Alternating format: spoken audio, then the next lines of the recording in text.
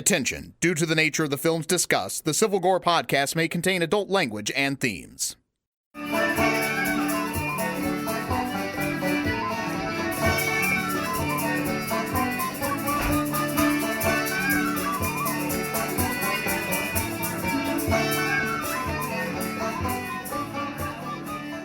Hey there, everybody. Welcome to episode 104 of the Civil Gore podcast. I am your host, Tim. And this is Brian. And Tim, have you poured yourself a nice glass of Irish whiskey?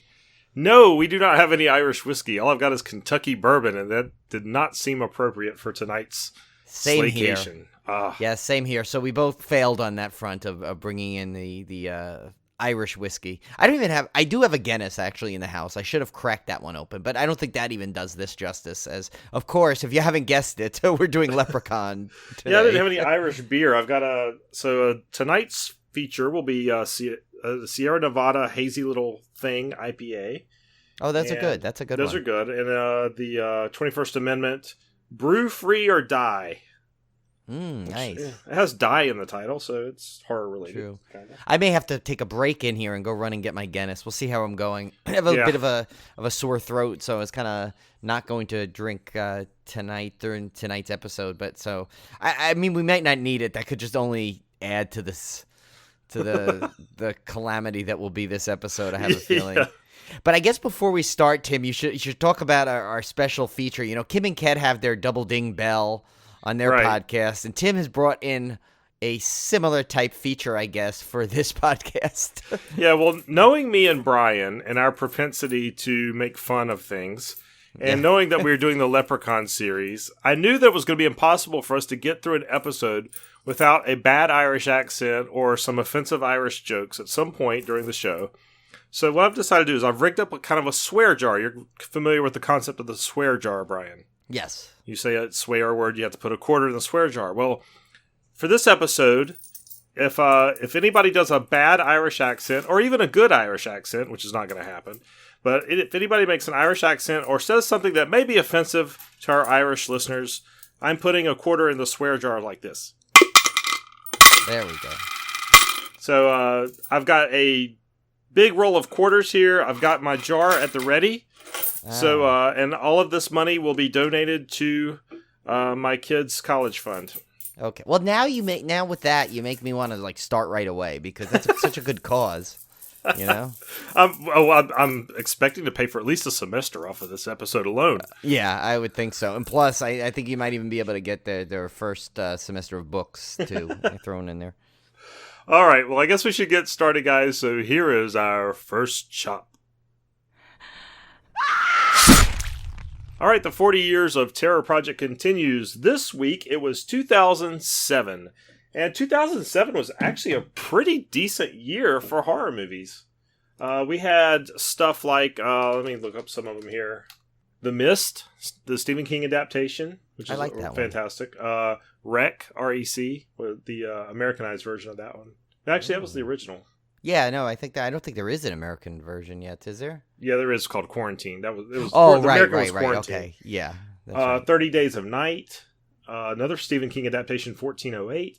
28 Weeks Later, the original Paranormal Activity, Dead Silence, the James Wan's first big film, the puppet movie, The Orphanage, Inside, Resident Evil Extinction, Hostel Part 2, Saw 4, a lot of sequels are one of our favorites, Trick or Treat, Rob Zombie's Halloween, Vacancy, which is a great little thriller if you haven't seen that one, Planet Terror from Tarantino, or part of Grindhouse, which was Tarantino, The Messengers, which is that god-awful Kristen Stewart movie. I mean, tons of stuff came out in 2007, so it was kind of that was a good year. Kind of difficult for me to figure out what to watch.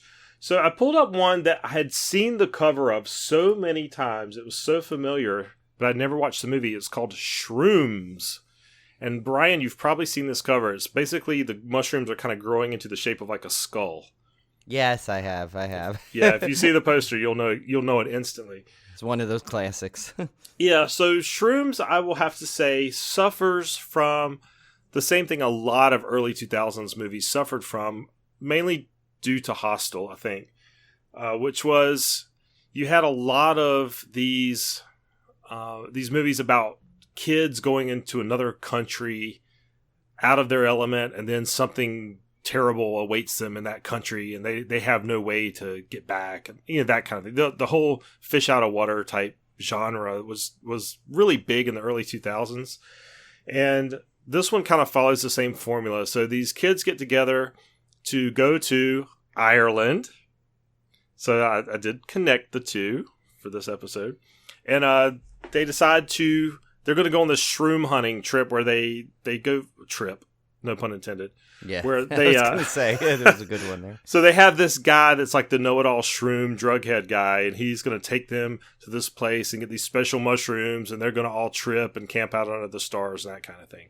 And so these kids get together and they take this really terrible mushroom that's got like a black, kind of like a nipple.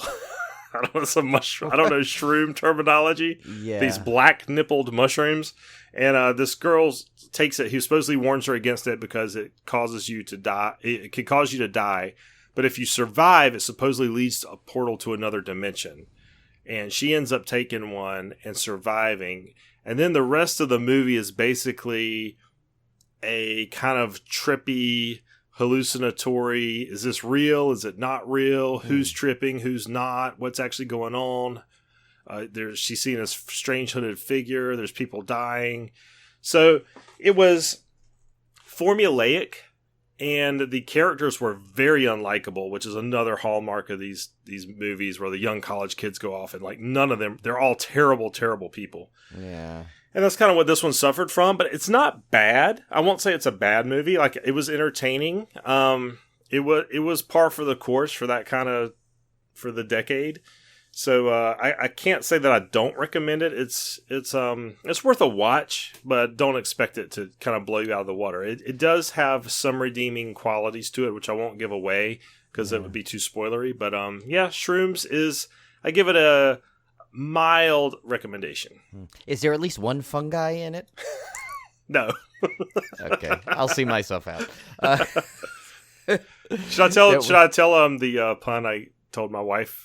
Yes, and I'll tell them one I did too. Even though mine is a little bit more obscure, but I'll tell that this one. is what our wives have to put up with, guys. So yes.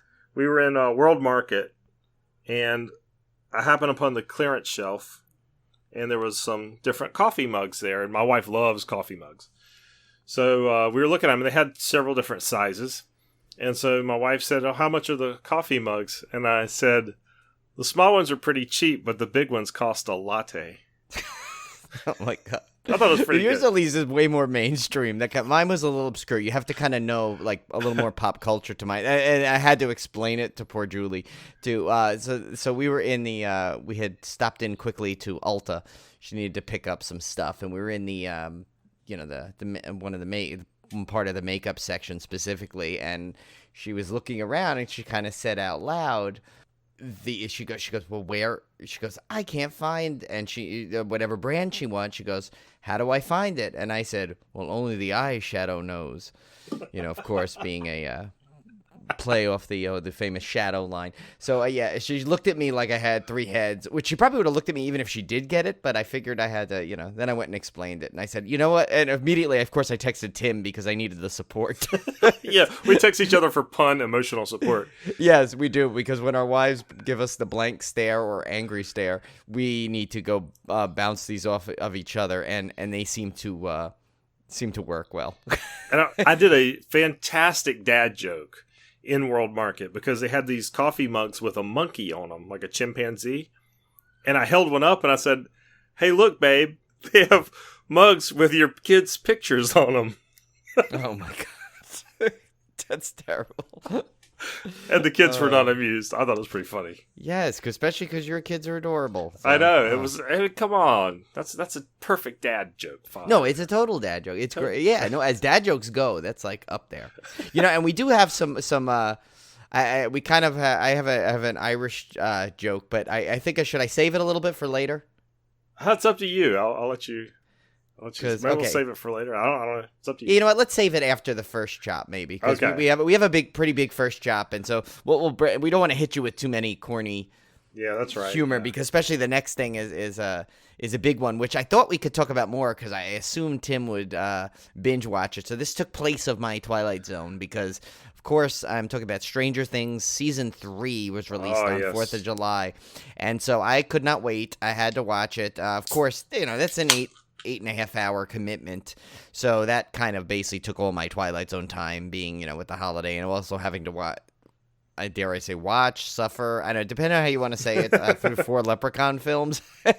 But yeah, I will say, since I can't really discuss any details for those who haven't seen it yet, and of course my illustrious co-host Tim has not seen it yet, because so I will say that this was packed with nostalgia, as Stranger Things seasons do.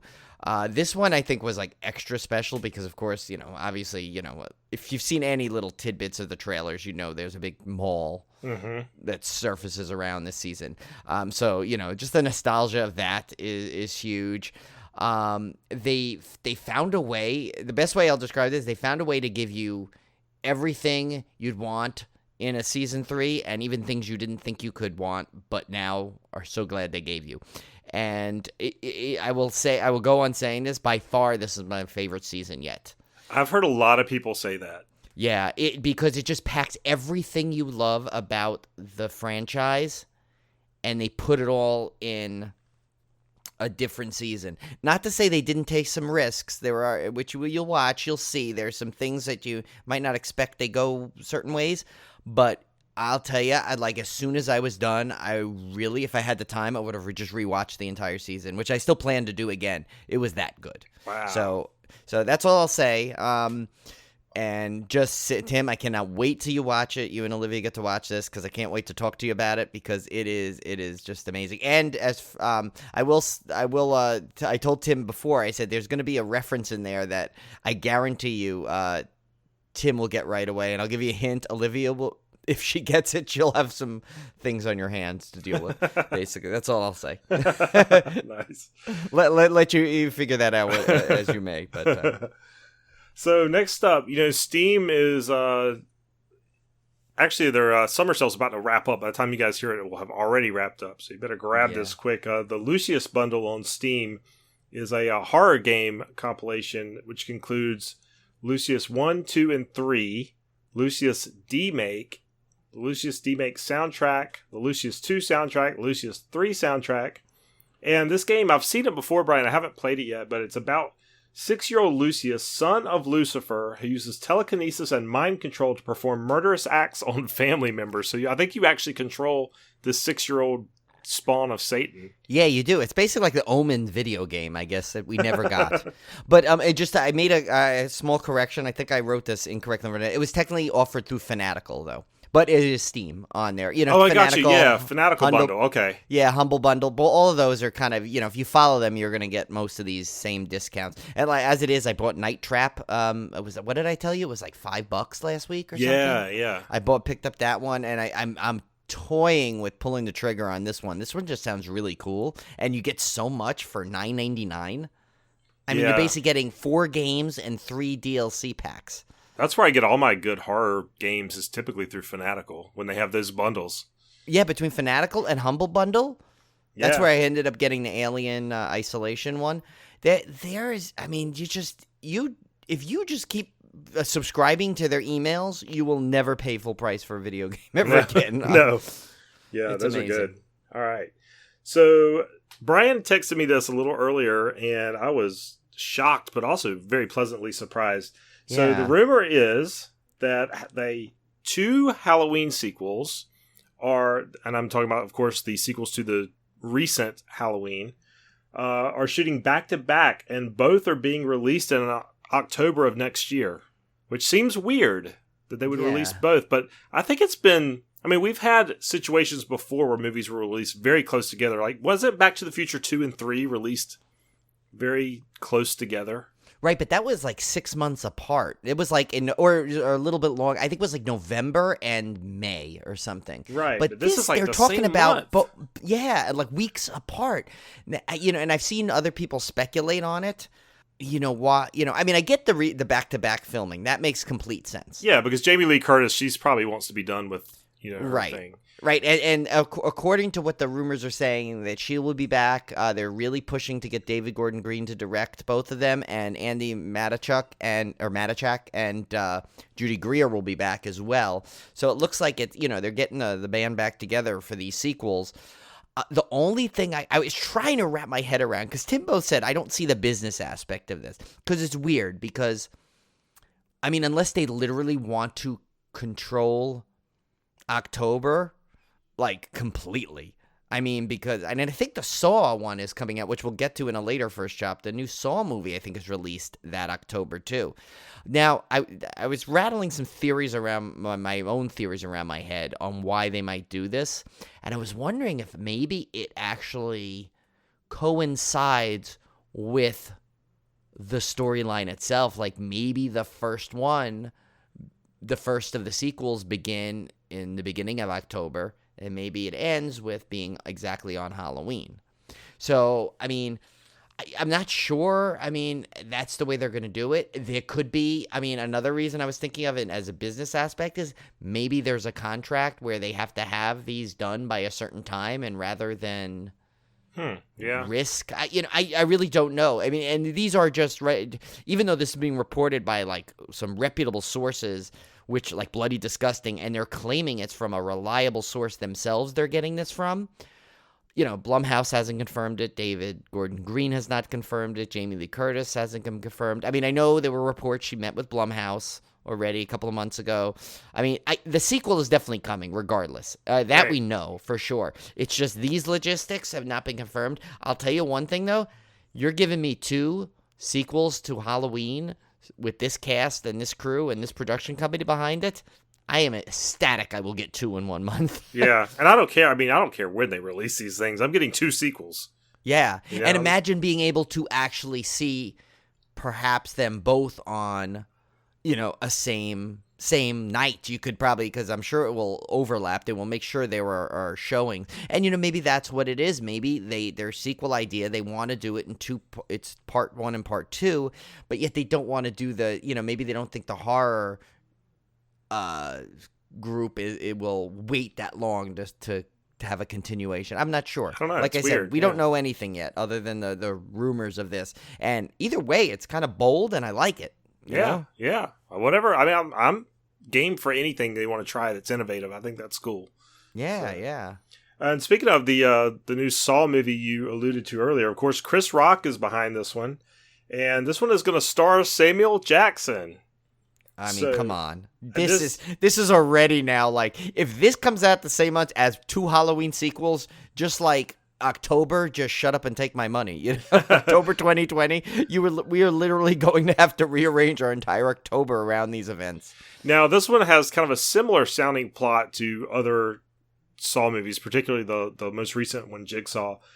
Chris Rock stars as a police detective investigating a series of grisly crimes. Jackson plays Rock's father. And the movie will also star Max Minghella playing Rock's partner and Marissa Nichols playing Rock's boss. Yes. So this should be interesting. I don't know. I'm kind of burned out on the Saw franchise, especially after Jigsaw. I thought Jigsaw might like refresh and rejuvenate me, and it just was more of the same. So unless they do something really, really different, my expectations are a little tempered for this one.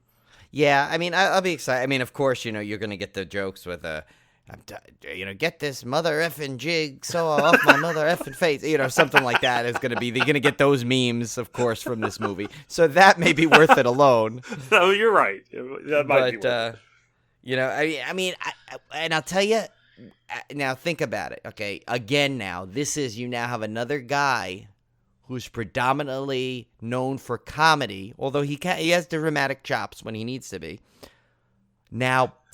Put behind another really big horror franchise. Now, we saw how successful Halloween was with Danny McBride behind it. But he was behind it. That's not true. In front of it. Chris Rock wrote this. I suppose he's writing this, isn't he? I think he's writing it also. I know. I'm thinking, oh, God, I can't do a Chris Rock. But you know what I'm thinking in my mind? I used to be able to do it, but I'm thinking it in my mind. Just him, just coming into a room and what do we have here?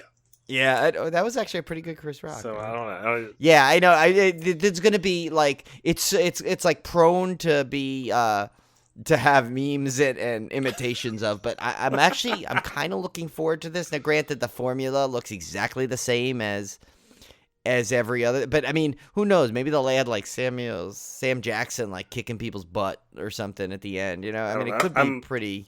I'm putting a quarter in the jar for my bad Chris Rock impression. So. Yeah, that gets a little bonus. That's like that should be.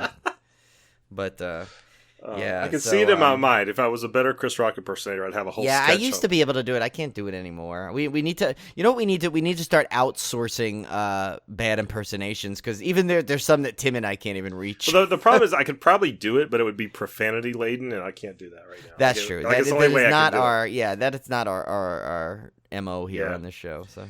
This coming Saturday, the last drive-in's 1-year anniversary of the 24-hour marathon. To celebrate, Shudder is re-airing it with live tweeting from Joe Bob and Darcy starting at 8 p.m. So that'll be fun to go back to. Now, granted, you can stream these on Shudder and go back and watch the movies individually with all the commentary and stuff, but this is kind of a neat tribute to the 1-year anniversary. I like how they're just keeping it going.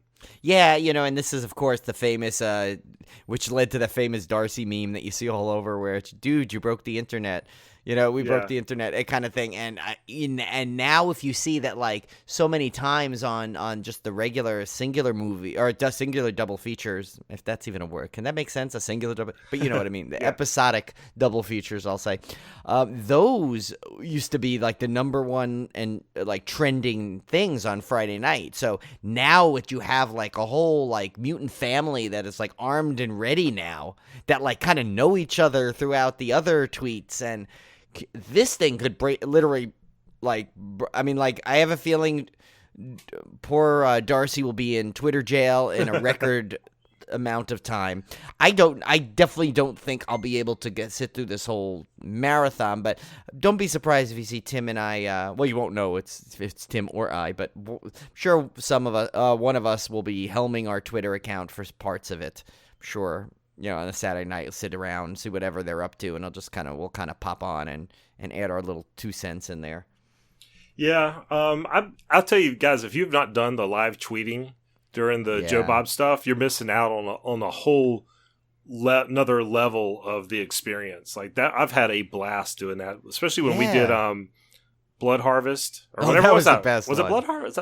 Yes, it was Blood Harvest and Hello Mary Lou. I actually stuck through Mary Lou. You had to go, but I had to go to bed. Blood Harvest it had the dual Civil Gore action with Tim and I just alternating tweets out there, and it was fun. I mean, because we were super familiar with that movie back from when Tim discovered it many years ago when it first appeared on Shudder. It was like early on in Civil War history, I think. Yeah. So that was like, we were already armed. We knew what was coming, so look out. We were ready for those scenes coming up. I think some of our most viral tweets ever were from that episode. Yeah, I think our record tweets were that night. We had like something that was well over 100. Likes and shares and stuff. That was a good one. And our good buddy Cody there, she kills it on those things too. And there's a bunch of like regular, like it almost feels like you got your they call it the mutant family. It really is, because you like start to recognize other people that tweet. Mm-hmm. And you kind of like knowing them without knowing them.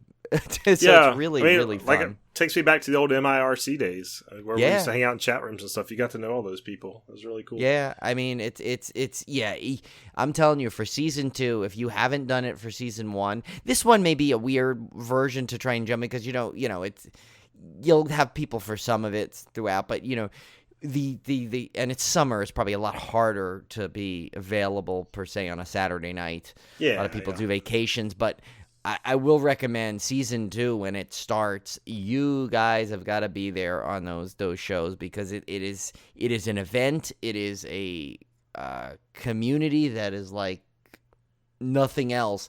And think about it. This is a streaming service that is giving this to you.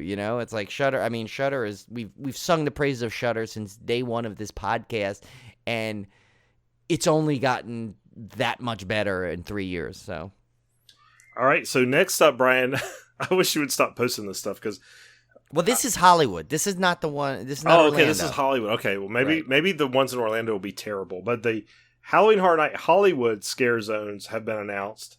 They include Fallen Angels with a Z, not sure what that is. Spirits and Demons of the East, Christmas in Hell, which sounds awesome.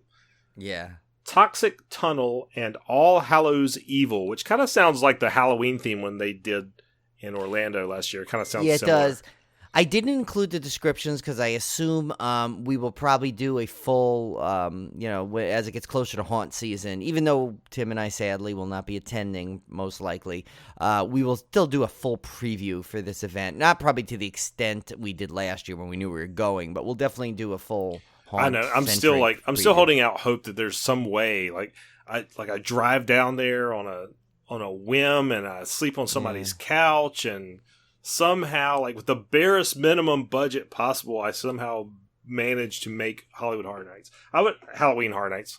I'm trying to do the same. I'll figure out if there's any way it's possible. It's just tough. I mean, with Kev's wedding and it's going to be almost impossible. Really, it will be close to impossible. But you know what, though? I mean, and plus, we do have some stuff coming up too. We're planning to do, again to return to the New Jersey Horror Con next March. So this is a lot we're saving up for. Yeah, so and I also thought about, Brian, since Kevin's wedding's in October, it would not be unfeasible that we could make Scarowinds possibly.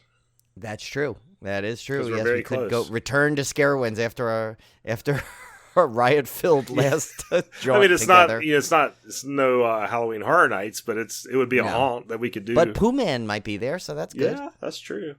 We'll go on the riot-free weekends, which I am told is later in the season. So yes, which it would be. It would be later on because Julie and I still haven't have our days figured out yet. But I think at work I reserved off the Thursday, Friday, and Monday surrounding it. So hopefully one of those days we can squeeze in Scarowinds somehow. Nice. So an upcoming book, Brian. You're getting literary on me here. I saw this and I'm like, I gotta include this with some good detail for you, Tim, because I know you're definitely the reader among us. Yeah, and this book, but this book looks like I think I need to purchase this because I know Julie would actually probably be really interested in this as well. Yeah, this is called Monster, She Wrote, which I already like the title. Yeah, The Women Who Pioneered Horror and Speculative Fiction, written by Lisa Kroger and Melanie R. Anderson. They are horror academics and hosts of the No Fear podcast and celebrate over 100 women, both famous and forgotten, who left their mark on horror, science fiction, and other speculative genres, including short biographies such as iconic Shirley Jackson and Mary Shelley, as well as forgotten innovators like Margaret Cavendish, and much, much more. This sounds like a phenomenal book. Yeah, think about it. Over 100 women, and they all their little biographies are in this book. This just sounds like such a cool book to have. This is something that, I want for my horror collection as just a reference book almost, because it seems like it'll just be packed with, just tons of information that any horror fan would want to have at their disposal. Yeah, I've started trying to kind of look for really nice horror books to put on my shelf, hardcover books like that, because I've got a few already. I've got that Art of Horror, and I've got that John Landis one that's really, really cool. So I could build quite a decent collection. I've got a good start. I'll just need to pick some of these up. I want that Creature from the Black Lagoon one too. You need that one. That one. I mean, we can name it your Frightberry. Yeah. I'm putting a quarter in the jar for that. Sorry. Yeah, that was bad. Okay. Well, wait till you hear my first joke of the night. That one will really. All right. I might as well just take out the cash. Well, we're now. getting there because we got one last item on our first chop. Ju-on, which American audiences know as The Grudge, is getting a brand new series on Netflix coming in spring 2020. So, Brian, Ghostradamus just hit this one out of the park with movies coming to series on streaming services. So this is yet another one. That sounds cool. This one is also, they're remaking this into remaking The Grudge also. So, there's just this series is got a lot of legs still, apparently. Yeah, and speaking of series, I know this wasn't on the rundown, but Scream Resurrection, which I believe is a 3-part miniseries, is coming out on VH1, which is kind of but it's got the original Ghostface, unlike the Scream TV series, seasons 1 and 2, which kind of used a different mask. This goes back to the original Scream mask. So I might need to try to watch that before our Scream Summer Slaycation. I don't know if they're airing all 3 parts simultaneously. Yeah, when does it start? I don't know, because I don't know if it just depends on the timing whether we'll be able to do that or not. But we should at least be able to watch the first one because that one's out already. Right. That's true. So maybe we'll at least. Well, I mean, we still have some time before it. Yeah, so we may be able to get it in. If they do one a week, we could definitely get it in. So yeah, all right. So Brian, give us our first joke. Okay. An Irishman goes to the doctor, who, after examining him, says, "You have some problems with your heart, but if you take these tablets, I think it will be okay." Might as well just throw some money in the jar on that one right there. Yeah, that was good. So the doctor gives the man the tablets, and the patient asks, "Do I have to take them every day?" And "No," replies the doctor. "Take one on Monday, skip the Tuesday, take one on the Wednesday, skip the Thursday, and go on like that." 2 weeks later, the doctor is walking down the street, and he sees the patient's wife. "Oh, hello, Miss Murphy," he says. "How is your husband?" And she says, "Oh, he died of a heart attack," says Mrs. Murphy. The doctor says, "I'm very sorry to hear that. I thought if he took these tablets, he would be all right." And Miss Murphy replies, "Oh, the tablets were fine. It was all the bloody skipping that killed him." This just dumped the whole bankroll in there. Okay. That was terrible. I know. Oh, okay. All right. Well, that's a great start to our Irish money jar. So let's get right in to our Blu-ray releases for July 16th, 2019, our Discmemberment. Wait, no, please, God. No, don't cut off my... All right, so this is kind of a big week, Brian, but not big on special features, so we should be able to get through this one fairly quickly. First up, we have The Chill Factor. No, it's not a surf movie from the 90s, but it is from 1993. It's released by Arrow, directed by Christopher Webster, starring Dawn Laurie, Aaron Kajig, there's a lot of vowels in that name, Guinness, Connie Schneider. And Brian, this is your guess. I'm hitting you hard right out of the gate. What is The Chill Factor about? This is a softball right across the plate. You should get. Is it though for me? Let's see. The Chill Factor. Come on, you got to get this one.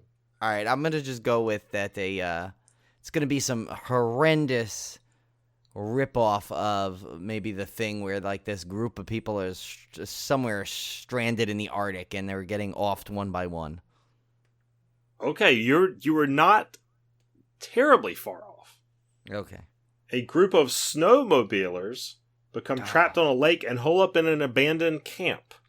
Okay, so I had the right theme, I guess, of the people trapped in frigid temperatures. Yes. What they don't know is that the camp was once used by a satanic cult for its rituals and is still infested by demons who begin to kill off the group. Okay, yeah, I mean, it's funny. It's like, if you think about it, the premise of like people being trapped in a cold environment, getting killed off one by one. Yeah, it's not bad. It's probably the closest you've been in a while. Yes, it's definitely. I was at least in the right ballpark that time. So this has a brand new 2K restoration, brand new audio commentary with special makeup effects assistant Hank Carlson and horror writer Josh Hadley. I had to get the special makeup effects assistant to do the I know. Like, that's that's kind of funny. Lights, cameras, snowmobiles. A brand new. That alone is worth it, just for that documentary. A brand new on-camera interview with production manager Alexandra Reed. Fire and Ice, brand new on-camera interview with stunt coordinator Gary Paul. Portrait of a Makeup Artist, brand new on-camera interview with special makeup effects artist Jeffrey Lyle Siegel. Oh, maybe that's why he was busy doing that, so the assistant had to do the other one. Why can't I say Seagal? I keep saying Seagull, like a beach bird. Seagal. Yeah. Ouija and Chill. Special makeup effects assistant Hank Carlson interviewed by Josh Hadley. Original VHS work print from the personal archives of Hank Carlson. Original demon-possessed home video trailer. Still gallery. Reversible sleeve featuring original newly commissioned artwork. First pressing collector's booklet foo. Snowmobile foo. I was going to say, that's what it started to sound like. I was starting to slip into a Joe Bob impression there. Actually, that was so good, Tim. I think you should take a few coins out of the jar. Okay, I'll take some out. Here, I'll dump some out. All right. All right, next up, Murder Rock, Dancing Death from 1984. This is actually a Lucio Fulci film. Yeah, I was gonna say this one's got some cred to start. As funny as the title is, it's probably just badly translated from the original Italian. Right. I'm sure it would like sounded much nicer and a more like professional sounding. But... Yeah, so this one stars Olga Carlitos, Ray Lovelock, and Claudio Casanelli. The owner of a prestigious New York ballet school teams up with a male model to solve a series of bizarre murders of a few of the students, which sounds very, very giallo-esque. Yeah. Now, let me ask you, though, what is few the number that you start to team up and investigate with? Because, wouldn't one be enough you'd want to investigate? I mean, two, but, no, a few. You have to wait for that third. Yeah. There's probably a formula for it. Yeah. Next up, there are no special features listed on this one. I tried to find some, couldn't find them, so you may have to just check the disc and see. Well, I don't know if we've had Scorpion releasing before, so maybe it's just they're not that forthcoming with their, or they could be just one of those bare bones companies. Yeah, it could be. This next one is a double feature. Satanus, the Devil's Mass from 1970, directed by Ray Laurent, and starring Isaac Bonewitz. Anton LaVey and Diane LaVey, and Satan's Children from 1975, which sounds amazing. Yeah. Directed by Joe Wizicki. I don't know. I'm bad with names tonight. Wizicki. You say Wizicki, I say Wizicki. Yeah. Starring Stephen White, Eldon Metcham, and Joyce Malloy. And this is released by AGFA, which I haven't heard of before either. Yeah. The first one, Satanus the Devil's Mass, is a documentary that takes a look inside the Church of Satan, founded in California in the 1960s by Anton Zandor LaVey, a former circus lion tamer. And then Satan's Children. Runaway teen Bobby is given shelter by a cult of Satanists, but his presence and questionable sexuality leads to conflicts within Satan's Children. So, what? And I'm not saying forget what else is he doing that's so bad that he's conflicting with Satan's children? I mean, is he that, or is he so good that he's conflicting with them? I guess. I don't know. I want to know what causes a rift. Could you not pretend you're bad for 10 minutes while you're in there until you can get yourself on your feet? It's you don't want to mess with Satan's children. Satan's Children seems like they'd be fine with any kind of sexuality. Yeah, they don't care about that. Yeah, they don't even, it's just keep low profile. I don't know, maybe be like Little Nicky, do a couple little trip a couple of people on the street. Throw a couple of Hail Satans out there every now and again. Yeah, this one has a new 2K preservation of Satanus from a 16mm theatrical print, and a new 2K preservation of Satan's Children from a 35mm theatrical print, sizzling shorts from Beelzebub's Vault, torrid trailers from Lucifer's Archive, and the ubiquitous reversible cover art. Yes. Next up, another Lucio Fulci film, The Psychic from 1977. Another Scorpion release, starring Jennifer O'Neill, Gabrielle Frizzetti, and Mark Porrell. A clairvoyant woman discovers a skeleton in a wall in her husband's house and seeks to find the truth about what happened to the victim. Okay, here's that one thing that you and I have discussed many times. She's clairvoyant, so why did she have to discover it? She should have known it's there. And two, how hard could it have been to seek this out? If she's clairvoyant, she should know what she's looking for. The movie should be over in 12 seconds. Yeah, you're right. I don't know. We'll have to watch that one to find out. It does sound kind of cool, though. It does. It does sound cool. I think, it's always that joke with the psychic and the clairvoyance. Why she didn't see that coming. Why are they having so much trouble? Shouldn't they know everything? But, next up, The Leopard Man from 1943. Shout Factory release. Directed by Jacques Tourneur. Starring Dennis O'Keefe. Dennis O'Keefe, he's a bright Irish lad. Throw that in there. All right. Margot. Margot, she has no last name. She's like Cher, she has no last name, just Margot. And Margot. Jean Brooks. Such a wee lass she is. She doesn't even have her last name. You just triggered Siri with that. That Irish accent was so bad you triggered Siri. I just tried to probably just automatically search. Here's what you'll find other bad Irish accents. Would you like to book a trip to Ireland to see what real Irish people sound like? Would you like to go back to voice acting school? looking up voice talent at schools in your neighborhood. Yeah. Oh, God. A seemingly tame leopard. They are seemingly tame. Leopard used for a publicity stunt escapes and kills a young girl, spreading panic throughout a sleepy New Mexico town. This one I didn't understand. I don't know about how... Oh, I'm sorry. I was going to say, I don't know how good the actors and actresses are in this, but I heard the leopard was spot on. Sorry. Right. We warned you all. Well, what I don't understand is it's called the leopard man, but it's an actual leopard. I thought it was like a half hybrid beast, but this is like an actual leopard. Well, maybe the leopard man is the guy that owns him. I don't know. Or the guy that... like the crazy cat lady? This is the leopard man? Or is he like the Quint of this movie that is hired to hunt the leopard down? That would be. And does this really qualify as horror? Yeah, I don't even know anymore. I think it's... Well, William Friedkin did the audio commentary, as you'll get to in the special feature, so maybe that's what qualifies it as horror. All right, so it's got a new 4K remaster struck from the original camera negative, a new audio commentary with filmmaker, film historian, Konstantin Nazer, which we've seen him or her or whatever that is on... Whatever that is. I don't know. Basically, you wiped all his or her credibility away in one swoop. I think it's a guy. Konstantin is a guy's name, right? Yes, it usually. Audio commentary with filmmaker William Friedkin, for some reason, and theatrical trailer and still gallery. So, by the way, the audio commentary is from The Exorcist. They just needed to put some hard credit on here, so they threw it on. Yeah, it doesn't really match what you're watching. But, next up, more cat movies. This one's called Strays from 1991, another Shout Factory release. Directed by John McPherson, starring Kathleen Quinlan, Timothy Busfield, and I keep waiting for Irish names. I want to keep saying these in all Irish accents. I know. Claudia Christian.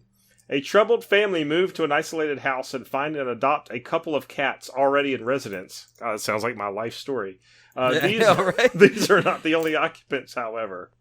So, yeah. More than cats? What is Claudia Christian the other person that's waiting there? Again, if I don't list special features this week, they're not. I just couldn't find them, so there was just not a lot of special features listed because I don't think any of the rest of them have special features. Well, this is a big list. It keeps going on, so we can't blame Tim for this one. No. Next up, Blood Paradise from 2018, Artsploitation Films releasing, directed by. This name's rough. Okay, sorry. Yeah, I can't. We just did a cat movie. I can't do this. I can assure you, Tim does this in order where he pulls off the DVD, so he did not make this intentional in any way whatsoever. I know his theory. This is just happy coincidence. I don't know if it's happy for our listeners. No, probably not for them. Listen to me laugh at my own joke. Directed by Patrick von Barkenberg. Oh God! I feel like there's I feel like our podcast is like those SNL sketches where we just are cracking ourselves up, and then the audience has to sit there uncomfortably while we collect ourselves. Yeah. Starring Andrea Winter, Christer Cavelius, and Patrick von Barkenberg makes a starring role in this. Yeah, one. he couldn't get more cast, so he had to fill in for the rest of the roles. Reeling after her latest novel flops, a best-selling crime writer is sent by her publisher to the Swedish countryside to regain inspiration. Totally out of place in her new surroundings, she discovers just how dangerous farm life can be. On a Swedish farm, no less. Speaking of which, I haven't seen Midsummer yet. I need to see that. Yeah, I know. Me either. I am behind. I broke my whole promise of going to see movies in the theater. It's been too busy. Yeah, I thought 4th of July I could definitely get to the theater, and it just didn't work out. I thought I was getting to something, and I just couldn't. And then, and now, and it doesn't help that all this great stuff is coming on the streaming sites now. I know. And 3 good horror movies I want to see. I don't know if they're all good, but 3 movies I want to see horror related are at the theaters at the same time in the middle of summer, and I can't go see them. Ugh. Yeah, I and it's so funny that Midsummer came out in the beginning of summer, essentially. So next up, this one is AKA. We haven't had one of those in a while. Yeah. Last Rites of the Dead, AKA Zombies Anonymous. This is from 2006, released by SGL Entertainment, directed by Mark Fratto, starring Jenny Greeman, Joseph DeVito, and Yerusha Jimenez. Angela has been shot point blank by her boyfriend and lives in a world where the living and dead coexist. Zombie anonymous meetings, look alive face creams, and all meat diners help them cope in this bizarre society. ZA, which I assume is Zombies Anonymous, takes you on a weird ride where life meets death. Or does it? See, first of all, why the AKA should have been the title based on what you just read the description. And actually, I gotta say, this sounds cool. It almost sounds a little bit like a more serious version, maybe, of the what was that? Warm Bodies, that one. Yeah, really cool. yeah. I actually kind of dig that. I can get into that. I kind of want to see. Yeah, I kind of want to see. It's like a True Blood of zombies, but yeah, more of a comedic, or that other, what's that Dracula? The other Dracula, the movie I saw. Remember the found footage one where the vampires like were known to exist also. Yeah, it was just like they were. I like those things, those meta type of things. And then Victims. This is our last one on the list. Victims 2013 Gravitas Ventures releasing, directed by Chris Abel, starring Catherine Isabel, Christian Campbell, and Sebastian Piggott. Lindsay and Spencer are a typical young couple, but their lives are changed forever after a violent home invasion. Now Lindsay finds herself a prisoner in her own home as her husband tortures the men responsible. That sounds like a run-of-the-mill revenge. Yeah, I don't know. That one's doesn't really. Yeah, excite I mean, me. that's definitely not my pick of the week. As pick of the weeks here, I would have to, I might actually go with the that Zombies Anonymous. I mean, there's nothing I feel like I have to add to my collection in this week. But if I were to be told I had to buy one, I think that would be it. Yeah, I think I would. I think there's none here I'd actually want to buy per se, but I think I would like to see those two Fulci movies.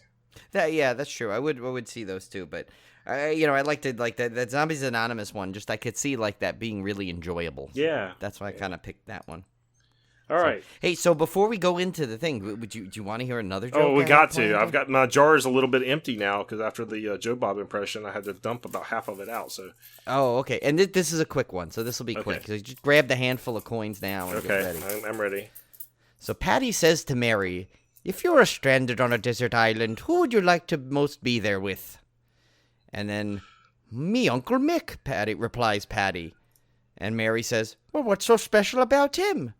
And Patty replies, "Well, he's got a boat."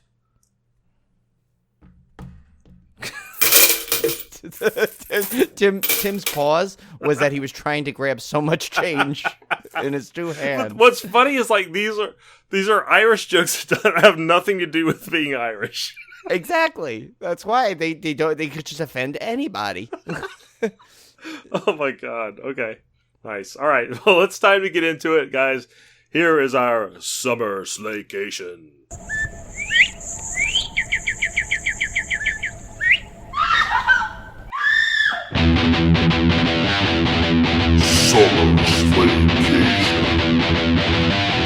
All right, so Brian, the Leprechaun series is one that I had not delved into very deeply at all. I had seen Leprechaun 1 many, many years ago. I don't believe I had watched it since, way back in the early DVD days. I don't believe I'd ever seen any of the sequels, honestly. I think I saw 1 and 2. I thought I had seen 1, 2, and 3, but the third one I might have saw, which I thought was 3, was probably like one of the other ones. Yeah. Somewhere scattered amongst the thing.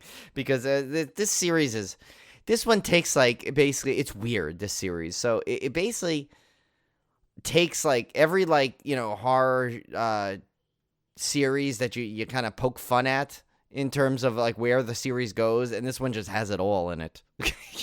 Except the 3D, which if you look in one of the trivia, 3 was supposed to be in 3D. Well, and when we get to part 4, we'll talk about how that one went to space, how that's actually become kind of an iconic poster child for horror movies going into space. Yeah. It wasn't the first. I did look that up. It was not the first to go into space, but we'll talk about that a little bit more when we get to part 4. But we watched Leprechaun 1 through 4 for the first part of our Summer Slaycation series. And I'll have to say, overall, Brian, it was not as bad as I thought. I actually was very entertained by at least 3 of these movies. Yeah, it wasn't as bad as I thought it was going to be a lot more painful. Because even the first part of 1 was like when I started off, I'm like, oh boy, this could be a long series. But one like ends up, redeeming itself. I think overall is a pretty solid film. But and like the other ones, I think 2 and 3 have their moments, and stuff. But 4 is I'm looking forward to discussing that one because I mean, and overall as a series, obviously, with these we kind of do a deep dive, and we don't do a deep dive, we do an overview, and like. This series is perfect for that format because none of it links together in any way. And as you'll hear, like just they just make up rules as they go along. Yeah. And change them as they go along, and it's Well, we'll start with Leprechaun from 1993 that kicked off the whole franchise. This was directed by Mark Jones, starring Warwick Davis as the Leprechaun. Warwick Davis, of course, as from Willow. From Star Wars, he was the Ewoks, right? Yes, he was Wicket. He was Wicket, yeah. Wicket W. Warwick, actually. That was the complete name. Right, so he's been in tons of movies, sometimes as himself, sometimes under costumes or makeup and that kind of thing. Yeah, he played numerous characters in Star Wars, too. He was in the prequels. He was in, I believe he has somewhere in The Force Awakens as well. They kind of pop him in there. And Kevin follows him on Twitter because Kevin's a huge Willow fan, and he said he's a fantastic Twitter personality as well. So, oh yeah, I've seen him on there. Yeah, he's great. He's just a great guy in general. Actually, did Kevin see the Willow episode of the Goldbergs? Because if not, he must see it. Oh, I don't know. Probably not. Yeah, it's the Mother's Day episode of this year, but it's also a Willow-centric episode, which is pretty hilarious. Yeah, I love Willow. I wish this was... that might be like an off-topic one day. A Willow podcast. A Willow podcast. Willowcast. That would be pretty interesting. I bet there's one out there somewhere. I haven't seen it in ages. I'd have to rewatch it, my copy. But I know the effects are pretty bad. The most recently I watched it where they just didn't hold up very well. Had the claymation type monsters and stuff, but they also had an arcade game. Do you remember that? They had I loved that arcade game, and then of course you got Val Kilmer. Yeah. So yeah. How do we get on Willow? Warwick Davis. That's right. He's the Leprechaun. Jennifer Aniston, infamous first role for Jennifer Aniston. I believe it was her first feature film. She plays Tori Redding. Ken Olent plays Nathan Murphy. Mark Holton plays Ozzy. Robert Hyde Gorman plays Alex. And Shay Duffin plays Dan O'Grady. Synopsis. An evil, sadistic leprechaun goes on a killing rampage in search of his beloved pot of gold. So, this one I actually enjoyed. I did not remember much about this movie other than it had Jennifer Aniston in it. And everyone remembers that. Yeah, she's pretty great in this because... you could always look back and see where these, like Kevin Bacon in Friday the 13th or Johnny Depp in Nightmare on Elm Street, you see these like big stars that you could tell they kind of outshine everybody else in the movie with their acting. Like they're actually pretty darn good. Yeah. I wouldn't say Jennifer Aniston's quite on the level of greatly outshining her co-stars at this point in her career, but she's still pretty rock solid. Yeah, you could see the potential. And in fact, she's almost like if you look at it, the way she's introduced in this film, she's very almost similar to how her Rachel Green character was introduced on Friends. That like little snobby rich girl kind of thing. How she's like, oh well, I can't stay in this house. I'll stay at a hotel. And that's kind of like, so it's actually, I would not be surprised if that was one of the things they reviewed about her character for casting for Friends. Yeah, but, I don't think she's like very. I don't get the feeling she like recognizes this movie though anymore. Like I don't think she really. No, I think she kind of like, it's kind of like that where Renee Zellweger does to Texas. Yeah, I think she has distanced herself from this movie quite a bit. But yeah, it is. It's a surprisingly entertaining movie though because this could have gone really, really bad, which it does later on in the series, but it could have gone really bad because the premise is ridiculous, right? It's a leprechaun, an evil leprechaun, and you're trying to make that look realistic, and you got somebody dressed up in a costume, and you're trying to make this whole thing kind of scary. But I think they did a fairly good job balancing like the horror comedy of this. And it's not overtly comical. I think that just the premise itself is what lends the comedy. And the and the characters a little bit of like the Ozzy character is completely played for comic relief. He's goofy, swallows the coin. He's like one of those like, oh shucks, like he just keeps doing everything to get themselves into more and more trouble. Which we got to talk about Ozzy because it's played by Mark Holton, who we all know and love as Francis Buxton from Pee-wee's Big Adventure, which I was completely blown away when I saw him in this because I had completely did not realize he was in this. Yeah, I don't remember him being in it. Like, there's a lot of movies I remember seeing him in other ones, Teen Wolf and whatnot. But like, I don't remember him being in this, and so that was a nice, pleasant surprise actually seeing it because Tim and I. It's funny. My best friend Mark and I are hysterically laugh at a stupid scene involving him and Pee Wee Herman. And when Tim and I discussed it, I found Tim was right there with us. I was on the same laughing at. Yeah, we got to tell him about that scene. We got to recreate the scene. Yes, we do. From Pee-wee's Big Adventure.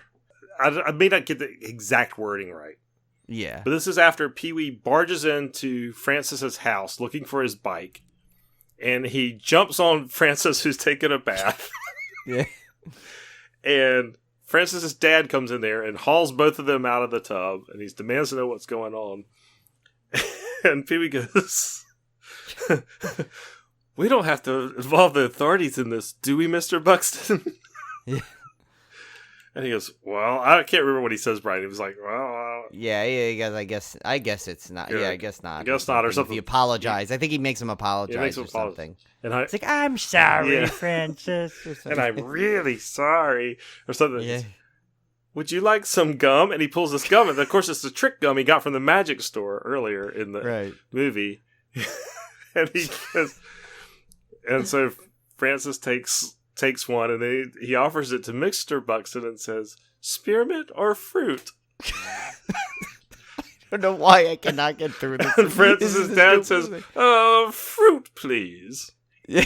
I don't know why that's so funny. Like we just lost like 100 listeners. Listen. Yeah, it's probably because they're still trying to figure out. I mean, I know they think our humor is bizarre at times, but this one they're probably literally just like no one can even figure this one out. And except my friend Mark. If he's listening, he will guarantee to be hysterical. You're the only other person in the world I've ever met besides Kevin, my brother, who finds that scene hysterical. So there's 4 of us. There's 4 of us in the world. There's probably more out there. Yeah, I think we need to start maybe a side podcast called "Fruit Please" and see how many subscribers we get. That's all it's called, "Fruit Please." Yeah, that's it. Could be. We don't know what the first episode will be about, but. So anyway, I was overjoyed to see Francis in this movie, and unfortunately, I can't call him anything but Francis. I've never known his real name until I did this podcast. There's Francis. He will always be Francis. Poor guy. He's even like, I referred to him that in Teen Wolf. I said, "Oh, look, it's Francis." It's like. We had a guy in high school. This is terrible. We had a guy in high school that looked like him, and we called him Francis. Oh, no. That poor guy.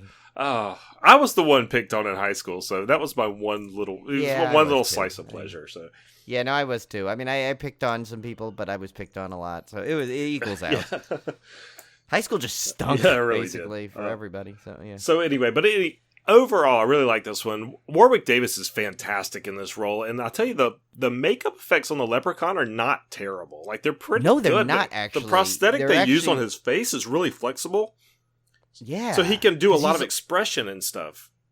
Right, and he's like, he can do that grin, and he can do that like angry face, and yet he's like, and he's got. I mean, I guess they had to make it so because he's got to maneuver around a lot. I mean, yeah. Granted, he's still. It's like you could tell he like with the way they gave him those weird shoes, he's got he does a weird walk with them, but I think and he runs, but I think that's supposed to be the way he. Leprechauns are frolicky, so it's. They need a lot of movement in the costume. But I think that I don't know I don't want to call it a mask, but it's more like a prosthetic pieces or whatever on his face was the way to go because I mean, how else are you going to do it? You're either going to make a person look like a normal leprechaun that just looks kind of mean, which I think would just come off weird looking. I don't know. I mean, how do you make a leprechaun scary? I guess is because you're so used to seeing them depicted as cartoons and. Right. Yeah. I mean, you're not gonna have like the Lucky Charms leprechaun there. I mean, you can't. Hang on. I got to put a couple quarters in for the first mention of Lucky Charms in the. Right. So, yeah. okay. Yeah. Well, yeah, because I mean, and you've seen leprechauns in other films, and they're either like the Boston Celtic one, that guy's got the little pointy beard and the little. I mean, it's like they had to go a different way. I think, it's like, and everyone knows leprechauns, and they know the somewhat of a mythology about them. So I think they had to go a way where you haven't seen it portrayed before. They had to. Oh, and Anna noticed something about the makeup. Anna came into my office while I'm watching these movies, but they're not terrible. Like Leprechaun 1, I think is fairly safe for kids. It's almost a family. It's almost family friendly. Like I would almost call this an entry level. Not quite. I think there was probably some scenes. It's enough gore. There's a lot of gore, so it would depend on your tolerance for the violence, because there is some fairly significant violence. But like there's a kid in the movie, and Ozzy's a very kid-friendly character. Yeah. And I think you could almost fit this into an entry-level horror film. Yeah, I mean, there's no nudity, there's no sex. I mean, there's no... I mean, other than, like, there's the tension between... the little romantic tension between Tori and Nathan. But the thing is it's done in, like, almost like a giddy high school way. Yeah. Even though I think they're both above that age. But, I mean, yeah, sure, Jennifer Aniston wears shorts and skirts and stuff, and it shows off her legs, but it's not sexual in an overtly sexual way that horror movies tend to. There's some typical R-rated language, but it's not excessive. Right, yeah. Yeah, you're right. I think that's a good way to do it. It's just above that entry level. Yeah, which is why when Anna came in, I didn't immediately rush to turn it off, because I knew it was it's not that bad. And so she was looking at the leprechaun, and there was a close-up, and she noticed that the way they do his teeth, you know how he has the black stuff all over his teeth? Yeah. But the way they do it is they kind of made it where they kind of painted it at an angle so that from a distance his teeth look pointy, almost like fangs. So if you look at it, when they show the close-up shots, you could see where his teeth aren't actual points. It's just painted on. Right, it's kind of the same color as his lips. Right. It's just kind of painted on. But from a distance, it has the effect of making them look like sharp, pointy teeth, which I think was kind of a cool way to do it. Anna noticed that, actually. Oh, neat. So that was kind of cool. I had never really realized it, because on some shots, his teeth look pointy, and sometimes when they're showing the close-ups, they're not. They just look kind of dirty and mottled and stuff. So I think that was kind of a neat effect.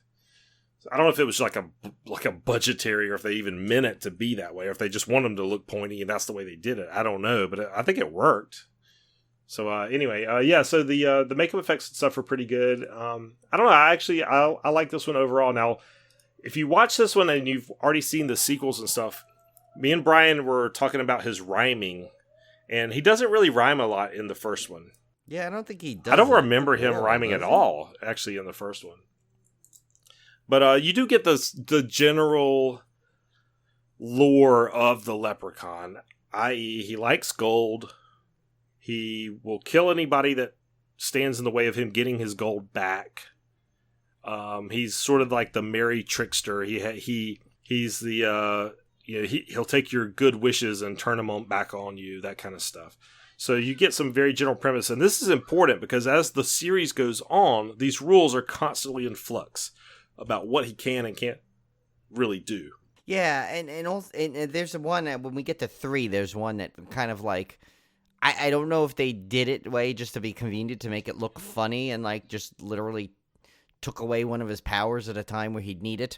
But and we'll go into that later. But yeah, and it's weird the way they just there's no kind of continuity between any of the films. They're almost like an anthology with just the same character. I think until you get to the next one, 5 and 6, I think are direct sequels, I believe. But it's there's no, and it's funny, this plot, it's you almost, at some level, it's you feel, I don't know, this is a theme to me. There's moments throughout this series where I always feel bad for him. Because, look how it started. The guy steals his gold. They flat out stole it, and he acts revenge on it. Now, granted, Jennifer Aniston and her crew didn't do anything wrong. And, Ozzy accidentally ate the coin, but so maybe they don't deserve it. But, like, the main guy did. He stole all the money. Yeah, he seems to be a little excessive in his getting stuff. He's excessive. He's excessive, but, he just wants his gold back. Don't steal his stuff, and you'll be fine.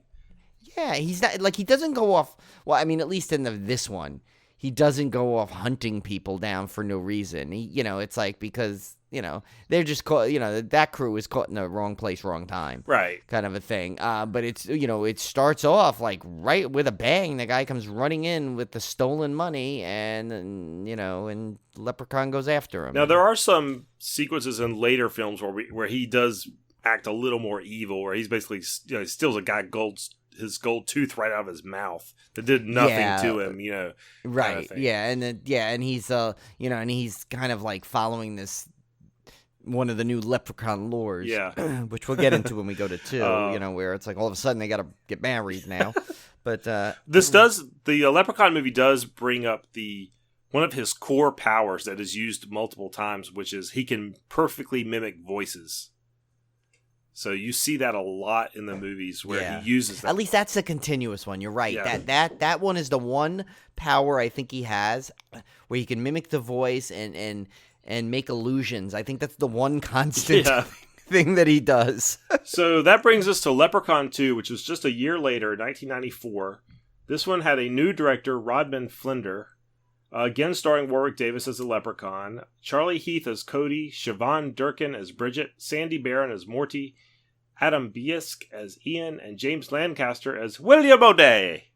Yeah. Do you find that funny, by the way, that Sandy Barron, who of course played Jack Klompus in Seinfeld, who used to go Morty all the time, plays Morty? I know, that was funny. I wanted him to say, "Do you think I never rode in a Cadillac?" I wanted him to do that and take the pen. But he should have said, take the gold. Yeah. But he didn't do all that. He didn't check Klompus. And it was killing me because I'm sitting there watching the movie and I'm going, I know this guy, I know this guy, I know this guy. Who is this guy? Oh, I knew it right away. I recognized as soon as I looked up IMDb, I was like, of course, it's Jack Klompus from Seinfeld. And he's not the first Seinfeld alum to be in a horror movie. Uncle Leo was in something once. I remember. I forgot what it was. This one actually has some of the best cameos to me. But we'll go through the synopsis first. So, on his 1000th birthday, an evil leprechaun selects the descendant of one of his slaves to have as his bride, leaving it up to the girl's boyfriend to save her. So, this one follows the old meme. I hate this. I just hate this for some reason. I don't know why, but I hate movies where there's some kind of supernatural being, be it a vampire or whatever, and he's in love with this person in his time period, and then hundreds of years later there's this person that looks exactly the same as they did, and so they try to go after them. I just think it's weird. It's like they wouldn't look exactly the same, but anyway, whatever. So basically you get this intro where the leprechaun, I guess, now has slaves. This guy's his slave, and the slave's daughter, the leprechaun falls in love with the slave's daughter, and apparently if she sneezes 3 times, they're married. I didn't get that part. That's a weird. But you can't say God bless you if someone interrupts it with a God bless you. I guess that changes everything. I don't know. We get this spills out in this intro sequence, and you learn that the leprechaun is going to marry this girl.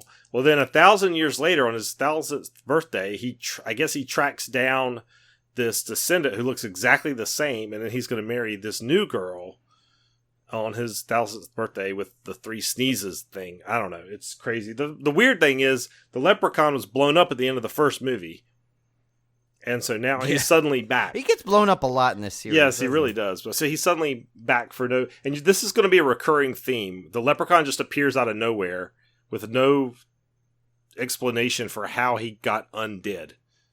So this movie is all about the leprechaun basically trying to marry this young girl who is not one of our finest actresses. No, she's like, as I told Tim earlier, she's like, oh God, what's her name? The Salchuk, Itona Salchuk from Blood Harvest. She's kind of got that level of a lot of dramatics, oh no, oh my God, kind of. It's pretty bad, really over the top.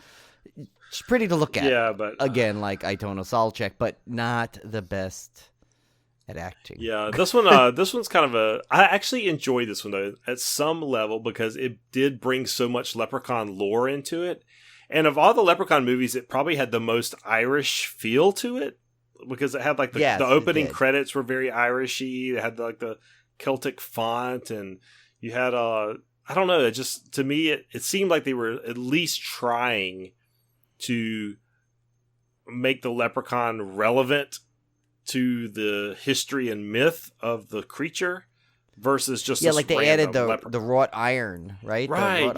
Yeah. Now we know that he's weak against wrought iron. He can't touch wrought iron.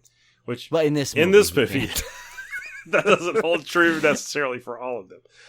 Yes, that's kind of what we're going as with this. It's like the rules change, and I believe this one also introduces his power of invisibility. Yes, so he can now turn invisible. Which wouldn't you think he'd do that more? That's the thing, and I'll get to this in the third one where there's another thing that drives me crazy that they do. But like there seems like he still gets like hit with things. Like I'm like, if you could just turn invisible, why don't you just stay invisible and do all your stuff? Well, that's what I was thinking about the first movie. Like, why do you even have to kill all these people? I understand when Ozzy swallowed the coin, he has to get the coin out of Ozzy's stomach. But for most things, just go invisible, grab the stuff, and leave. Like, why do you have to kill all these people? And I got news for you. If he really wanted to do it a nice way, if he just hangs around Ozzy's bathroom, most likely be able to get it. And he doesn't seem to be grossed out by many things. He might as well just wait. Yeah. That coin's coming out within a couple of hours, I would think. So this one has some great cameos. The first one, immediately recognizable, is they play two tourists who are going to embark on this tour, this scam horror tour or whatever, that is run by the girl's boyfriend and his caretaker. I don't know, his legal guardian, I guess he was. He says he's his legal guardian. I don't know if he really I don't know if that was just a way to like. I never was clear if he was truly his legal guardian or if he just said that to get him out of the police station.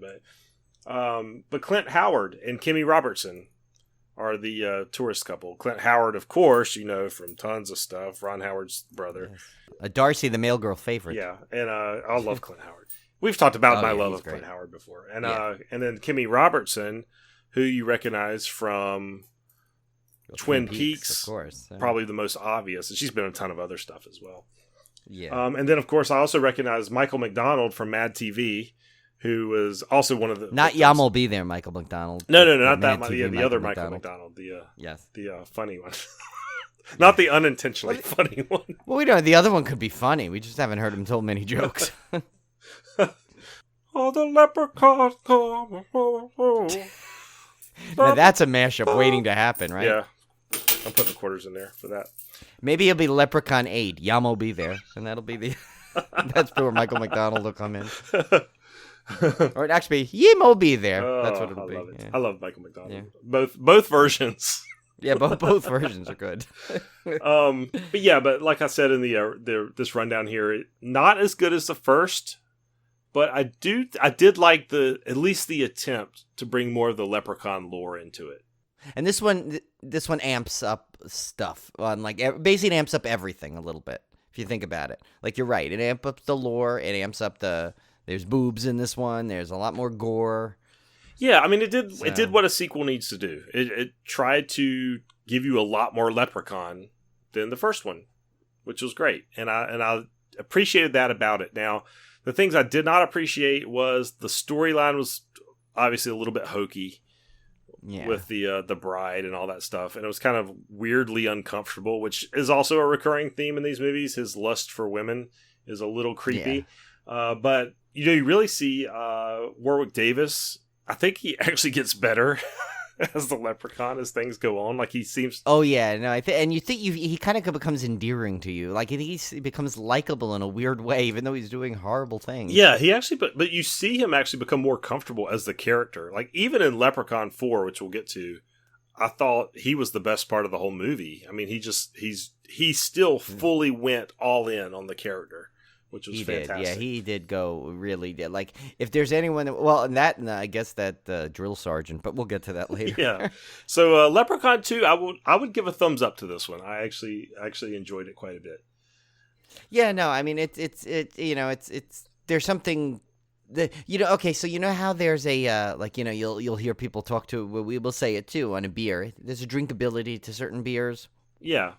This has a certain watchability. Like this you can pop on and be fine with it on. It's not like you're going to turn it off. No, I wasn't bored with it. Like I was entertained by it. So yeah. It goes down pretty smooth.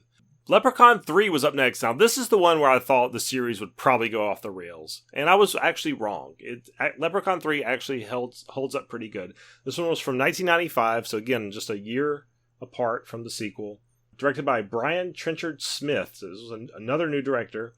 Again, starring Warwick Davis as the Leprechaun, John Gatins as Scott McCoy, Lee Armstrong as Tammy Larson, John DeMita as Fazio, Michael Callan as Mitch, and Carolyn Williams, the great Carolyn Williams from Texas Chainsaw 2, as Loretta. Yeah, see, they brought a horror icon in. Yeah. That was a key, I think. So an evil leprechaun finds himself in Las Vegas. And I also like how the summaries, it's just a leprechaun. They never say, like, the leprechaun. Yeah, he's not like Bob Leprechaun. Yeah, it's he's almost like Leprechaun. Just in each of these movies, he's like just a random leprechaun. Yeah, I mean, we know it's the same one, but he could not. It may not be. That could be. They all look like Warwick Davis leprechauns, An evil leprechaun finds himself in Las Vegas, where he proceeds to cause mischief by killing people, granting twisted wishes, and infecting a young man with his green blood. Yet another new superpower. Yeah, and this one actually. So I'll say one of the things that, like, as I was like listening to your description, I recall one of the things that I thought was great about it is that there at some level this is a match made in heaven, because, and he says it, he flat out says it in one of his rhymes. But this is like, I think every line he says is a rhyme, but. It was that, like, you get, like, obviously, the leprechaun is greedy. Like, he wants his gold. He wants every piece of it. Like, God forbid he loses a fraction of it. He's got to get it back. And he's now in the most greediest place in the world. It's like, yeah. So it's like the perfect setting. It's like greed versus greed, It's like, who's going to win? Vegas is going to win, or is Leprechaun going to win? I like that. Yeah, although I will have to say, one of my complaints was I thought they kind of missed the boat on not doing more with that premise. You're right, because they went off. That's what I'm saying. You're right. They could have done way more with it. Like, instead of having him go against actual people protagonists, he could have gone against the whole city protagonists at some level. And they didn't do enough of that. You're right. Yeah. Like, there were some great scenes of him, like one of the things, this is where, and it's funny, I told Tim earlier, I said, for some reason I felt really bad for him when he was sitting there. It wasn't bothering anyone. He was just playing craps. And he's like ripping off the casino, and he's like this little Warwick Davis just sitting on the edge, rolling craps, playing fun, and they come and they bother him for no reason. He's not doing anything wrong. He's he's winning because he's probably using magic, but this casino is ripping people off, as you see. So it's like good for him there. But I felt so bad because he's like enjoying himself so much, and then he has this, like, his smile gets like goes away when the two thugs come up. And it's really weird how people just, like, he's just walking around and nobody's, like, paying any attention to him. He even does an Elvis impersonation, which is classic. Yeah. Maybe they're like, you're gonna get paid for that or something like that. Was it two where I think he blended in because he was with, like, it was around St. Patrick's Day. Yes, because it was the only one. We'll see that in the trivia. That second one was the only one that actually took place on St. Patrick's Day. So he walked into a bar where there was all bunch of little people dressed as leprechauns right, as well. So he kind of blended in. But in this one, it's like he's in Las Vegas. He just is walking around like nothing. Yeah, and people are interacting with him. Don't realize that he's he's like this. Well, the one guy, like the pawn shop owner, realized he's a leprechaun because he's using, like, whatever that, I think it was like a Prodigy version of, like, the internet, with this, like, weird, like, video game-ish, Sierra video game quality, like, video he's watching on things of Leprechaun, which apparently goes on simultaneously throughout the whole film. Yeah. Basically, whatever this video is lasts from when the first guy turns it on till at the end of the film when they walk in, and it's still playing. Yeah. This one, so this guy's got a really big internet bill, basically. Now, this one introduces the leprechaun talking in rhyme all the time, which is weird. Like, he doesn't do that. He does that a little bit in part 2, but it's like kind of, it seems more like he's just doing it just for fun. Whereas in part 3, it's almost like he's compelled to talk in rhyme all the time, which was kind of annoying at some point after a while. So that was kind of weird. The other thing is he can infect people with his blood now, apparently, which is another superpower we didn't know about. And yet, there's one scene where, like I said, this is what kind of irks me. Now, he can, like, wave his hand and he can, like, warp away, right? And, like, appear in different spots. Yeah. Yet, why in that one scene when he realizes he's been left behind, he's got to go hitchhike on the Vegas Strip? Was it just for comedy? Because it looked funny. Yeah. I will say it looked funny seeing him hitchhike. But why couldn't he just go, wee, did that little thing with his hand and then be at the pawn shop? It's weird. And then, again, continuing the trend of us not knowing how he got from one film to the other. At the end of part 2, he was again blown up. And in part 3, he's apparently embodied in a statue that is protected by a medallion, and if you take the medallion off, he comes to life.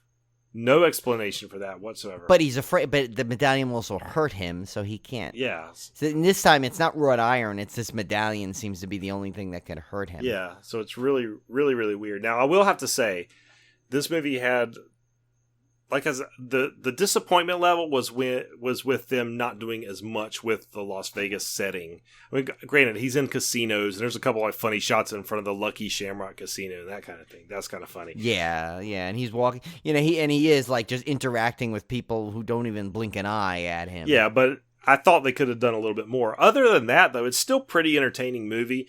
And there was one death scene which I thought was fantastic, which is the Carolyn Williams death scene is just amazingly over the top. Really worth the price of admission for this movie alone, I think.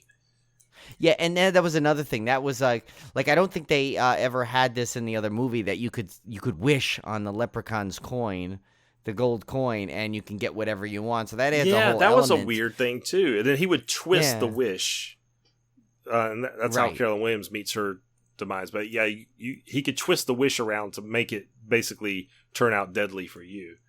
So and they do have. I mean, this one definitely I think had the best kills in it out of the first 4 by far. This one went to pure like slasher level kills, which were great. And there's this weird thing. There's this weird Freddy vibe I get from him, and that like he can appear inside of a TV show and talk to you. You know, sort of kind of the same stuff Freddy would do, like this illusion type stuff. Where he like, at least that stays consistent with all of them. Yeah, so I mean that was very highlighted in this one, but it was consistent with the other one, so I didn't dwell on it too much.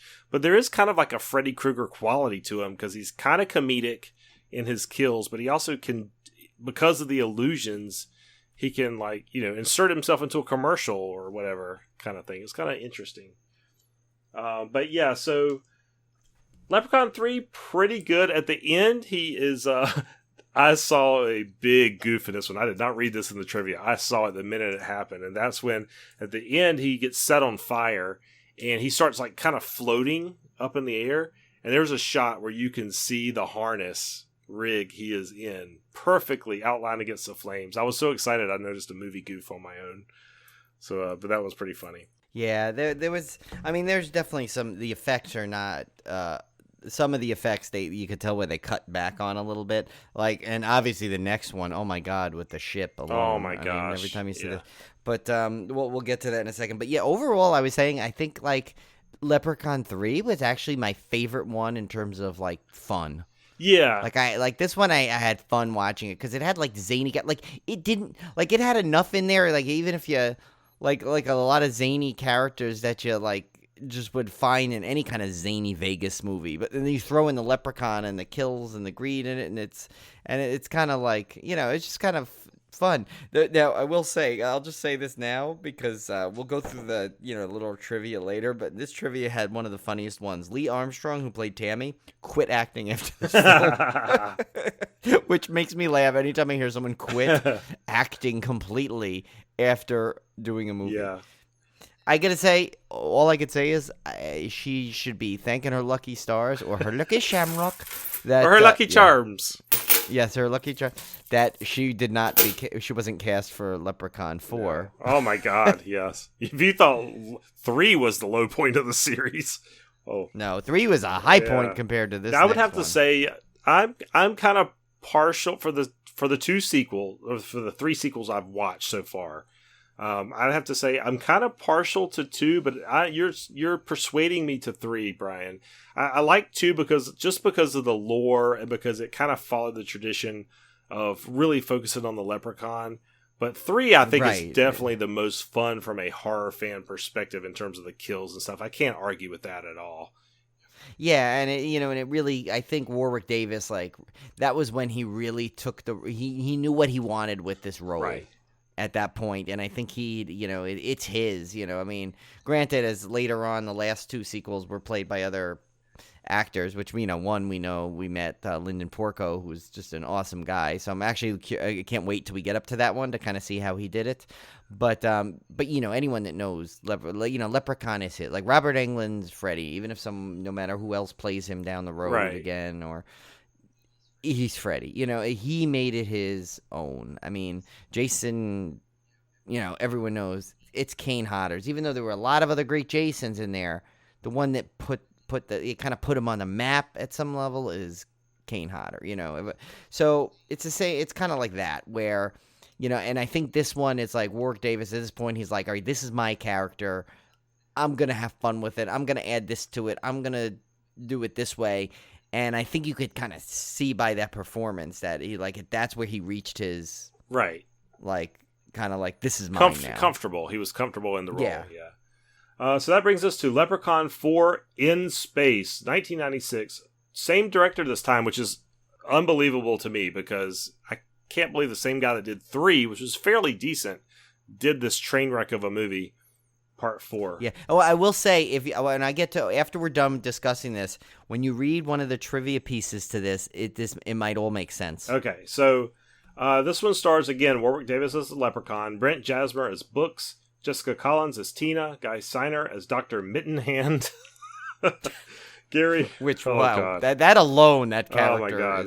Is, Gary Grossman as Harold, Rebecca Carlton as Princess Zarina, Tim Colcheri as Metalhead, and Miguel Nunez Jr. as Styx. Our deadly leprechaun is in space to woo a beautiful princess who is impressed with his gold and desires to separate him from it. Oh, man. Yeah. I don't even know where to begin with this movie, Brian. It is bizarre. Yeah, first of all, we complained about how he's just appearing in the other films without any kind of backstory per se, but now all of a sudden he's just an entity in space. And what's weird is the first time you see him, he's wearing this tuxedo, and he's almost doesn't have an Irish accent, but more of a British accent. Yeah. and I was like, is he not supposed to be the same leprechaun anymore? Is he a descendant of this leprechaun that now is a British version of him or something? I could not figure it. The way this thing started with the weirdest backstory, but then again, it has the reflections of 2 a little bit. How his point is to become a king, right, and have a bride, but he doesn't want her in the end. He's going to kill her off just to take the kingdom, but yet he's promising her the riches. So what's in it for him, really? The problem with this movie is you already have to buy into the premise of the leprechaun. That's fine. But now you have to buy into the premise that he's somehow in outer space. And that also there's aliens that exist. Princess Zarina is an alien, humanoid alien, and so he's tracked down this alien princess to be his bride. I mean, I don't know where you even come up with this stuff, and it's so disconnected from the other movies. Even 3, I can kind of see, okay, at the end of 2 he dies, but maybe he can't really die. So he comes back and he gets caught in this statue or whatever, and then finds his way to Las Vegas. At least it's somewhat of a plot that you can follow. Right. This is completely random. He just happens to be in this spaceship with this alien princess. I don't know. It's very strange. Yeah, and it's funny because there's some similarities, which I think this. I don't remember. Do you remember when Jason X came out? Yes. Oh my gosh, yes. There's a lot of similarities with the side plots to this, but. When did that come out? I can't remember. How much later did that come out? 2000 something, right? Yeah, I'll look it up real quick. But the thing is, though, even Jason X had an explanation for Jason being in space. Right. Whereas this one... Yes, yeah, they got him to space. Here, he's just already there. So Jason X came out in 2001.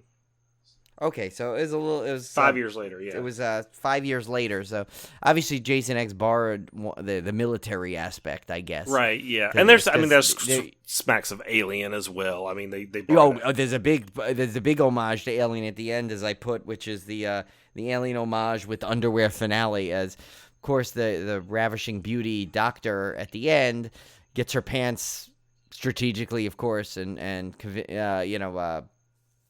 perfectly timed, ripped off as for the last 5 minutes she's running around in her underwear, similar to Ripley, of course. So, very convenient plot device to show a little more skin in this movie, which I guess they're like, we got to show people something at this point. Because towards the end, there's a boob shot, and then the underwear shot. Yeah, which my kids walked in right during the boob shot, and I was like, oh no. So I had to quickly. They thought it was really funny, but. Yeah, that was bad parenting on my part. I couldn't help it. They walked in at just the right timing. I mean, kids have a knack for that. So let's talk Dr. Mittenhand. What is this guy? Well, at first, the big reveal is that he's always talking to them on a screen, so you think he's like at some base somewhere, but he's revealed to be secretly on the ship behind a closed gate, I guess, of some sort, and he's only got an arm and a half of a torso sort of like in the head. Dr. Evil mixed with Dalek from Doctor Who. Yeah, and he's really weird, and he talks inexplicably with a weird German accent, I guess. That German, right? I guess, yeah. Dr. Mittenhand. A Russian? I don't know what it is, but it's like, we've got to go to this. Yeah. It's like they must get it in the way. Yeah, like all this screeching of it, and these. Oh my God! It doesn't make any sense. He's supposed to be this brilliant guy, but believe it or not, you actually find that there is a plot point to him, because I guess his whole point was, is a failed experiment, which was actually the funniest line in the movie when he finally reveals what had happened. He was trying to do this experiment, I guess, to make himself like a computer or something. He wants to live forever or whatever. Yeah, his bumbling assistant said, "Oh, did it work out?" And he goes, "Well, of course it worked." And he goes, "No, you idiot, it didn't work out." Because, he said, but, and of course he's got this lackey who was one of if you remember him, he was Gary from Bachelor Party. Remember, the nerdy friend of Tom Hanks, which was classic. And we also should mention Debbie Dunning, which is a Tool-Time Girl from Home Improvement. And Miguel Nunez Jr. is from Return of the Living Dead and the Demon from Friday Part 5. Yes, which was one of the classic victims in I think the Friday the 13th franchise that everyone remembers. That wasn't a final girl. He's one of those characters that is great. He's just great in all this stuff. And he was another one that kind of gave it.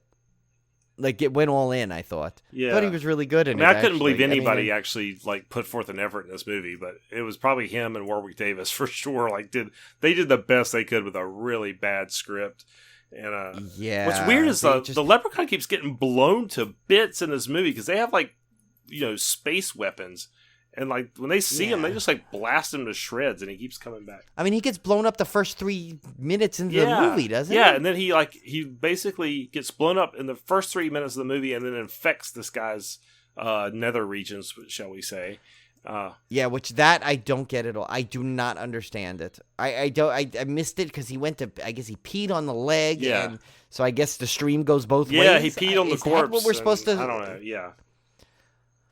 Yeah, I don't know, but it did make for a funny scene when he's this leprechaun hat bulge comes out of his pants. But this movie was all sorts of bizarre. This was probably the longest 95 minutes you'll ever watch. Well, here's the problem to me is you can make, as we've seen Sharknado, you can make a movie that's kind of intentionally bad to be funny.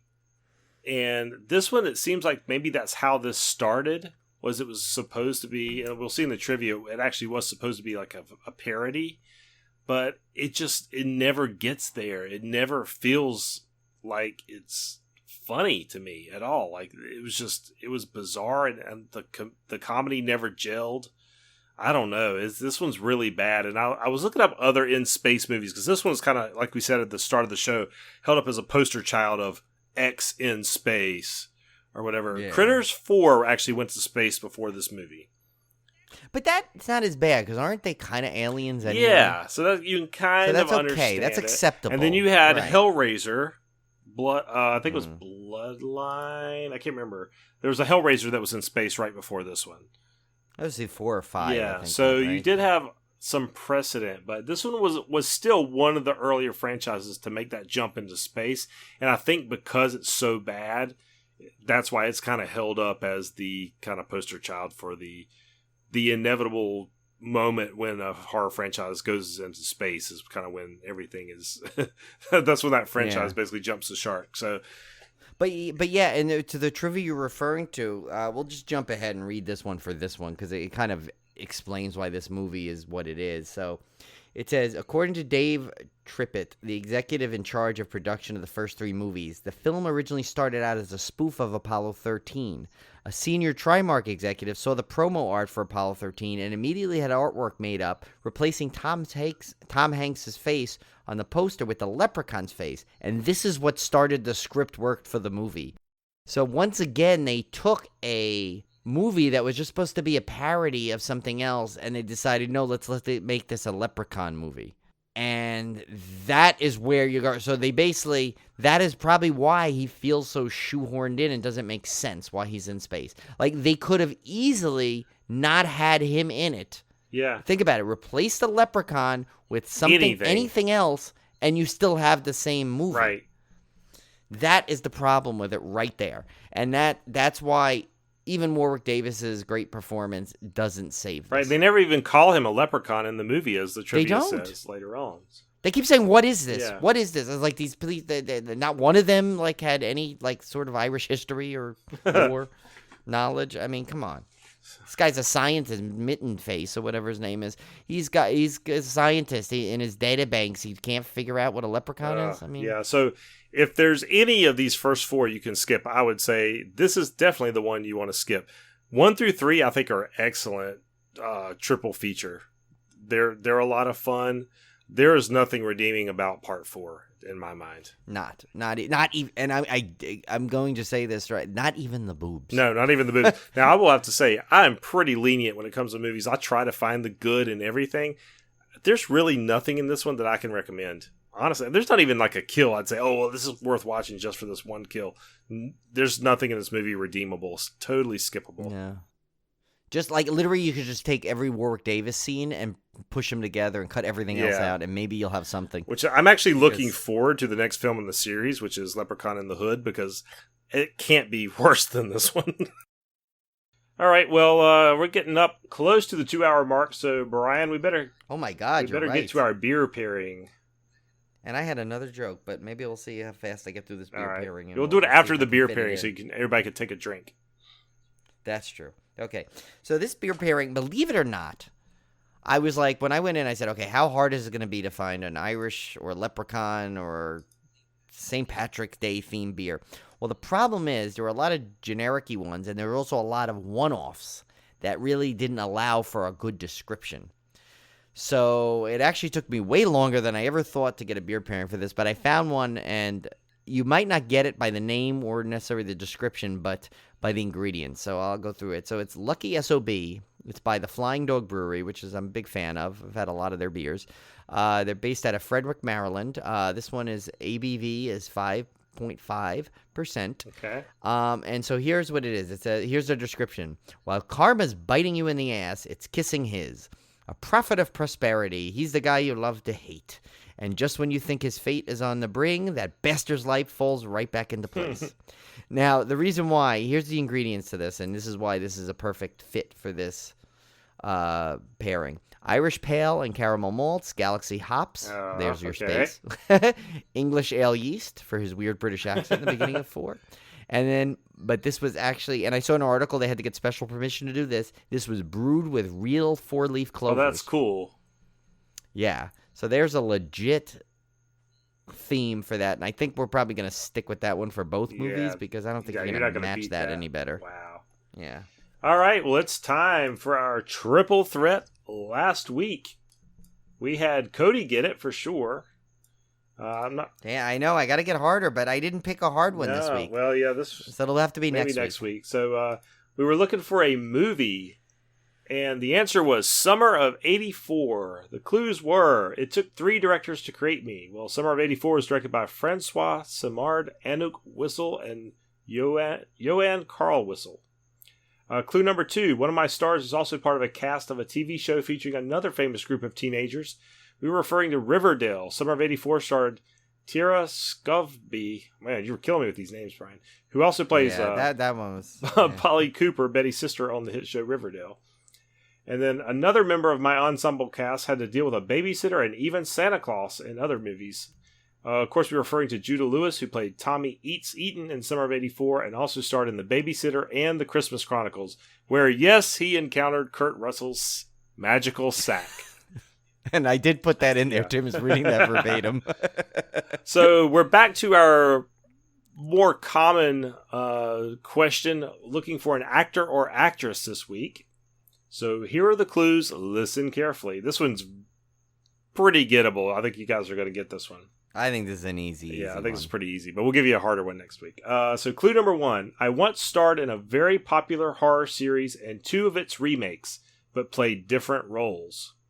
Clue number 2. I once starred in a commercial for a classic popular board game. Clue number 3. I provided a voice for a very popular animated family.